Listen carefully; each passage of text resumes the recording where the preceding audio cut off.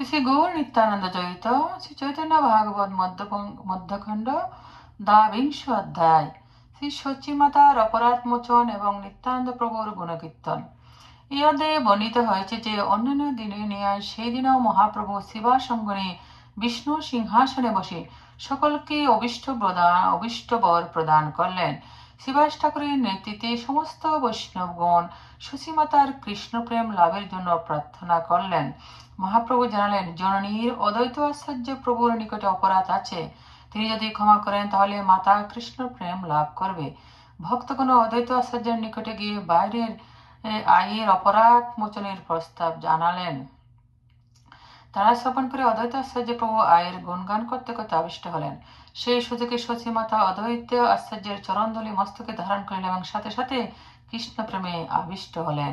সচিমাতা আর আয়ের অদ্বৈত স্থানীয় অপরাধের কারণ এই যে, একদিন জগন্নাথ মিশ্র পুত্র বিশ্বরূপকে নিয়ে এক ভট্টাচার্য সভায় যান।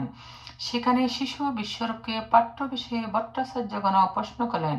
তার উত্তর শ্রবণ করে জগন্নাথ মিশ্র ক্রোধিত হন। গৃহে ফেরার পথে মিশ্রবার প্রভুকে এক চর মারেন। বিশ্বরূপ পিতাহার সঙ্গে বাড়িতে ফিরে এসে পুনরায় সেই সভায় গিয়ে ভট্টাচার্যগণকে প্রশ্ন জিজ্ঞাসা করতে বললেন। ভট্টাচার্যগণের শিশুকে তার পাঠ্য বিষয়ে ব্যাখ্যা করতে বলেন। বিশ্বরূপ তার পাঠ্য বিষয়ের ব্যাখ্যা 3 বার স্থাপন ও খণ্ডন করেন। এইভাবে সবাকে মুগ্ধ করেন। বিশ্বরূপ সমগ্র জগতে অদ্বৈত আশ্চর্য ছাড়া আর কত ব্যক্তি ভক্তির ব্যাখ্যা শুনতে পেতেন না। তাই সর্বদা অদ্বৈত ভবনের শাস্ত্র ব্যাখ্যা শুনতেন। সচিমাতা মহাপ্রভুকে পাঠাতেন দাদাকে খাওয়ার জন্য ডেকে আনতে। এইভাবে একদিন বিশ্বরূপ সন্ন্যাস নিয়ে চলে গেলেন। সচিমাতা খুব দুঃখ পেলেন, কিন্তু বৈষ্ণব অপরাধের ভয়ে কিছুই বললেন না। এখন শ্রী চৈতন্য মহাপ্রভু বিষ্ণু প্রিয়া দেবী সঙ্গ ত্যাগ করে সবসময় অদ্বৈত আশ্চর্যের নিকটেই থাকেন। অদ্বৈত এই পুত্রকেও সন্ন্যাসী করবেন।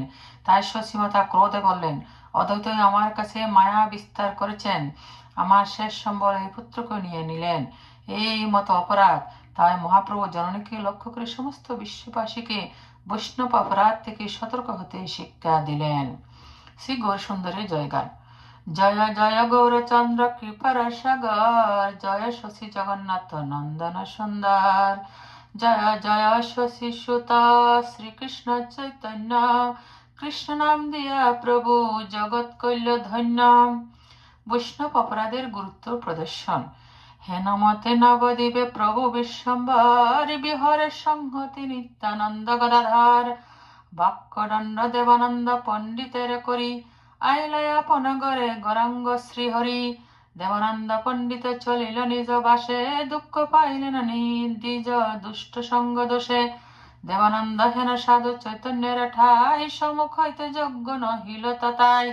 বৈষ্ণবের কৃপায় এসে পাই বিশ্বম্বর, ভক্তি বিনা যাব তপ কিঞ্চিত কর। বৈষ্ণবের ঠাই যার হয় অপরাধ, কৃষ্ণ কৃপা হইল তার প্রেমবাদ। আমি নাহি বলি এই বেদের বচন, সাক্ষাৎ কহিয়াছে শশীর নন্দন। যে শশীর গর্বে গৌর চন্দ্র অবতার, বৈষ্ণব অপরাধ পূর্ব আছিল তাহার। আপন সেই অপরাধ প্রভু গুছাইয়া, মায়ের দিলেন প্রেম সবা শিখাইয়া। এসব অদ্ভুত কথা শোন সাবধানে, বৈষ্ণব অপরাধ গুছে ইহার শ্রবণে। একদিন মহাপ্রভু গৌরাঙ্গ সুন্দর, উঠিয়া বসিল বিষ্ণু কঠারয় উপর।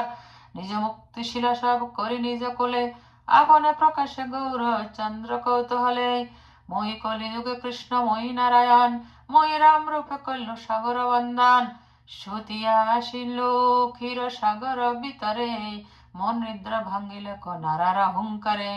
প্রেম ভক্তি বিলাইতে আমার প্রকাশ, মাগ মাগারে নারা মাগ শ্রীবাস। দেখি মহাপরখ কাশ নিত্যানন্দ রায়, ততক্ষণে তুলি ছত্র ধরিল মাথায়। বাম দিকে গদাধর তাম্বুল যোগায়, চারিদিকে ভক্তগণ চামর ডোলায়। ভক্তি যোগ বিলায় গৌরাঙ্গ মহেশ্বর, যার যাহাতে প্রীতি লয় সেইবার।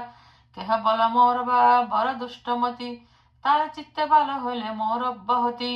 কেহ মাগে গুরুপতি কেহ শিষ্যপতি, কেহ পুত্র কেহ পত্নী যার যথারতি।